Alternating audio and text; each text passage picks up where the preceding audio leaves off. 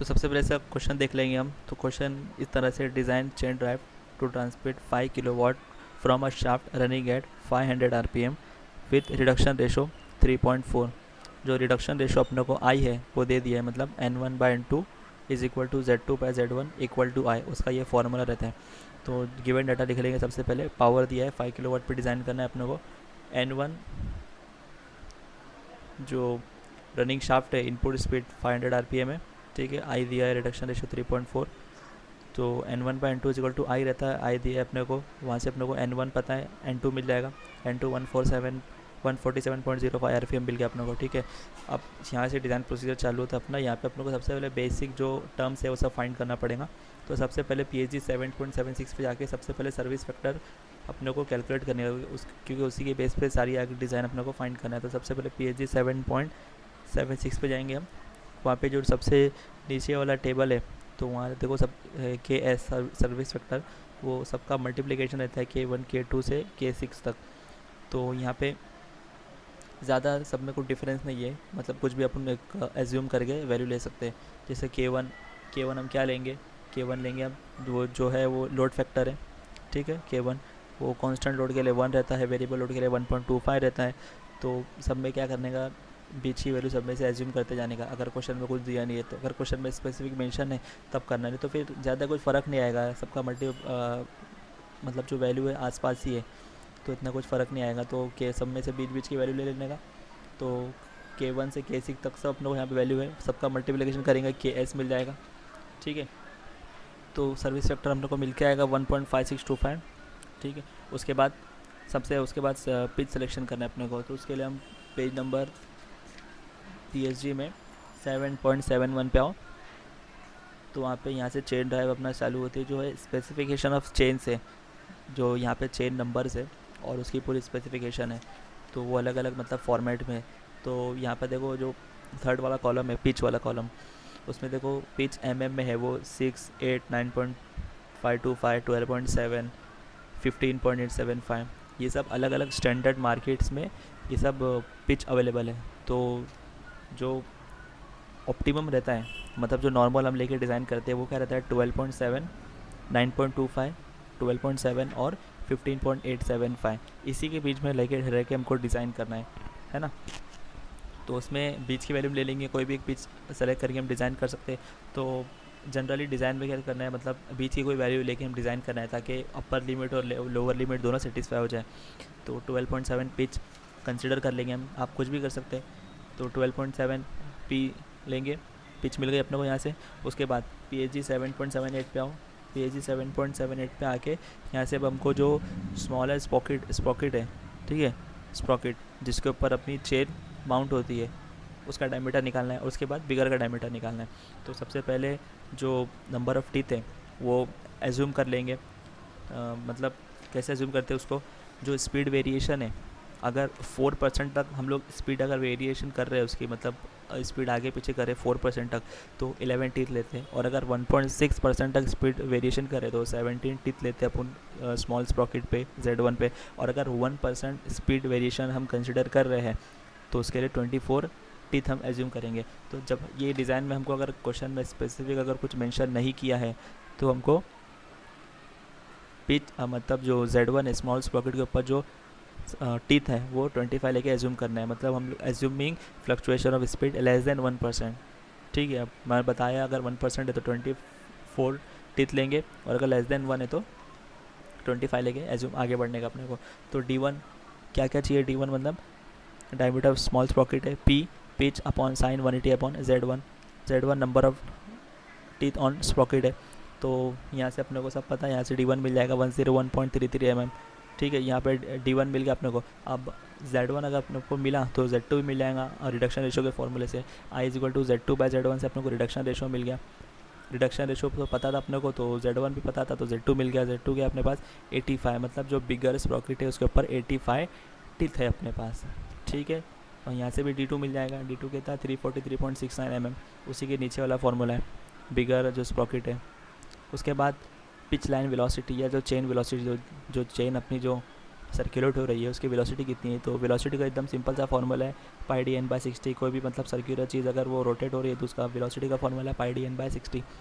तो d1 n1/60,000, जो n1 मतलब अपना जो अपना स्मॉल स्प्रॉकेट जो रोटेट हो रहा है जिसको पावर मोटर से मिल रहा है वो हम कंसिडर करेंगे। तो d1 भी पता है, n1 भी पता है, 60,000 मल्टीप्लाई बाय पाई करेंगे तो 2.65 मीटर पर सेकंड आप लोग को पिच लाइन वेलोसिटी मिल गई। उसके बाद ब्रेकिंग लोड, ये बहुत इंपॉर्टेंट फैक्टर है। ये मतलब हम पहले सब टर्म्स फाइंड कर रहे हैं उसके बाद हम डिज़ाइन पे जाएंगे। अभी नेक्स्ट अपना वही है। तो ब्रेकिंग लोड फाइंड करना है तो PHG 7.77 पे आने का। देखो PHG 7.77 पे आएंगे हम। तो ब्रेकिंग लोड का फॉर्मूला देखो, power transmit on the basis of braking load. तो यहाँ पे दो फार्मूले हैं। देखो ये n जो है यहाँ पे इसको देख के कंफ्यूज मत होना। ये जो n है कैपिटल N PHG 7.77 पे जो ऊपर से दूसरा कॉलम है तो उसमें जो n है वो यहाँ पे RPM नहीं है। ये अपना जो मोटर पावर जो क्वेश्चन में दिया है 5 किलोवाट, ये वही है। इन लोग इसको यहाँ कैपिटल N से डिनोट करते हैं। और जो Q है वो Q ब्रेकिंग लोड है और जो V है वो चेन वेलोसिटी। अब पता है अपने को स्मॉल n है वो अलाउेबल फैक्टर ऑफ सेफ्टी बताता हूँ मैं आपको, और K है सर्विस फैक्टर है। तो यहाँ पर दो फॉर्मूले है। अगर किलोवाट के लिए चाहिए तो या ये नीचे वाला, और HP के लिए, जो HP के लिए चाहिए तो ऊपर वाला। तो अभी हम किलोवाट में सब कंसिडर कर रहे हैं तो नीचे वाला फॉर्मूला इस्तेमाल करेंगे, N=QV/102 into n into service factor KS। तो यहाँ से अपने को इसमें से सिर्फ अपने को सब पता है, सिर्फ Q फाइंड करना है अपने को ना, वो तो अननोन है। और जो स्मॉल n है वो नीचे आप देखो टेबल पे पिच के अकॉर्डिंग अपने को अपना जो वो स्मॉल n है अलाउबल फैक्टर ऑफ सेफ्टी वो फाइंड करना है। तो पिच अपने 12.7 सेलेक्ट किए, ठीक है। और अपना जो RPM है, इनपुट RPM वो 500 है तो 600 के करीब है ना, तो अपने 9.35 ले लेंगे स्मॉल n, ठीक है। तो यहाँ से अपने को Q मिल जाएगा ब्रेकिंग लोड, वो अपने को मिल जाएगा 2811.62। उसको KGF में रहने दो, उसको कन्वर्ट मत करो न्यूटन में। तो Q मिल गया अपने को 2811.62 kgf ब्रेकिंग लोड मिल गया अपने को। अपन ने यहाँ पे अपनी जो चेन है उसके सब स्पेसिफिकेशन स्पेक्स सब अपने निकाल लिए। अब यहाँ से हम चेन सेलेक्ट करेंगे, मतलब अपने पास उसके सब वैल्यूज़ आ गई। अब चेन सेलेक्ट करेंगे और उसको मतलब ऑपरेशन उसका करके देखेंगे, मतलब वो अपने मतलब जो डिज़ाइन है उस पर वो काम कर रहा है कि नहीं। तो PHG 7.71 पे आने का, PHG 7.71 पे आओ। ये 3-4 पेज है बस, उसी में खेलना है। PHG 7.71 पे आके अब देखो अपन ने पिच सेलेक्ट की है 12.7। तो 12.7 जहाँ से चालू हो रहा है और 12.7 जहाँ पे ख़त्म हो रहा है उसी के बीच में हमको अभी सब सेलेक्ट मतलब रहना है। तो सबसे पहले जो अपना आखिर का जो कॉलम है PHG 7.71 पे जो ब्रेकिंग लोड जो KGF ने दिया है वो देखो। तो अपना ब्रेकिंग लोड कितना आया था, अपना ब्रेकिंग लोड आया था 2811.62 आया था। अब सबसे जो आखिरी वाला कॉलम है उसमें जो पिच 12.7 है उसके मतलब रो में जाके देखने का अपना ब्रेकिंग लोड कौन से ब्रेकिंग लोड से मैच खा रहा है। एग्जैक्ट नहीं रहेगा, करीब रहेगा। तो 1410 उसके बाद 2820 है, 2820 करीब है ना 2811 के। तो ये चैन हम सेलेक्ट करेंगे और इसको हम क्राइटेरिया में अपन फिट करके देखेंगे कि अपने जो ऑपरेशन के हिसाब से ये चेन परफॉर्म कर रहा है कि नहीं। तो ये चेन सेलेक्ट कर लेने का, ठीक है। और उसके सारे स्पेसिफिकेशन लिख लेने का। तो उसमें अपने को पूरा नहीं चाहिए, अपने को सिर्फ उसमें पिच चाहिए, रोलर डायमीटर चाहिए और ट्रांसफ़र पिच चाहिए, बेरिंग एरिया चाहिए, वेट पर मीटर लेंथ चाहिए और ब्रेकिंग लोड चाहिए। चेन नंबर लिख देने का, ऐसा जो आपको जैसे दिख रहा है स्क्रीन में, आपको ऐसा चेन बना ले, ऐसा एक टेबल बना लेने का छोटा। और उसके बाद चेकिंग फॉर बेरिंग फेलियर, इस पर अपन जाएंगे PHG 7.77 पे जाने का। उसके बाद अपन ने ऊपर वाला सेलेक्ट किया था, अभी नीचे पे जाने का power transmitted on the basis of bearing allowable bearing stress. ये क्राइटेरिया में हम जज करके देखेंगे अपनी बियरिंग को कि मतलब ये परफॉर्म कर रही है कि नहीं। तो जो फार्मूला है फिर से किलोवाट में अपने को सब चीज़ है तो अपन किलोवाट में इस्तेमाल करके देखेंगे। सिग्मा AV/102 KS, यहाँ पे जो कैपिटल है वही अपना मोटर पावर है, अपने को यहाँ से सिग्मा निकालना है। और एरिया अपने को पता है, ये जो अब का गया अपना ब्रेकिंग एरिया, वही एरिया ये। तो यहाँ पे अपने को सब पता है, सिर्फ सिग्मा नहीं पता है। यहाँ पे सिग्मा फाइंड कर लेंगे अपन। सिग्मा कितना आ रहा है अपने यहाँ पर 341.71 kgf पर सेंटीमीटर स्क्वायर, डिवाइड बाय 100 करेंगे 3.42 kgf पर mm स्क्वायर। ये अपना सिग्मा आ गया, मतलब इतना बियरिंग स्ट्रेस अपने इसमें जनरेट हो रहा है, अपनी चेन के अंदर जनरेट हो रहा है। और उसके नीचे आप देखेंगे अलाउेबल बियरिंग स्ट्रेस। तो अलाउेबल बियरिंग स्ट्रेस अपने को यहाँ पे सेलेक्ट करना है 2.62, जो अपने small speed of rotation of small Sprocket है वो 500 है, तो 600 के ज़्यादा करीब है वो, तो इसलिए 2.62 यहाँ पे हम सेलेक्ट करेंगे, वो अलावेबल है। अलावेबल अपन ने रखे 2.62, अपना जनरेट हो रहा है स्ट्रेस 3.42, तो ऑब्वियसली बात है ये अपने डिज़ाइन यहाँ पर सेफ नहीं है। तो हम क्या करेंगे उसके बाद जो आगे वाला ब्रेकिंग लोड है उसको हम सेलेक्ट करेंगे, तो वापस से PHG 7.71 पे आने का। तो अभी 2820 KGF सेलेक्ट किए थे अपन ने, तो वो तो अपने पास मतलब उसमें फेल हो गई। उसके बाद 4230 है, लेकिन बहुत ज़्यादा हो गया हो। फिर PHG 7.72 पे देखो 3180 है, उसका नाम है 08B2DR1278, ये चेन नंबर है और उसका रोल ऑन नंबर था।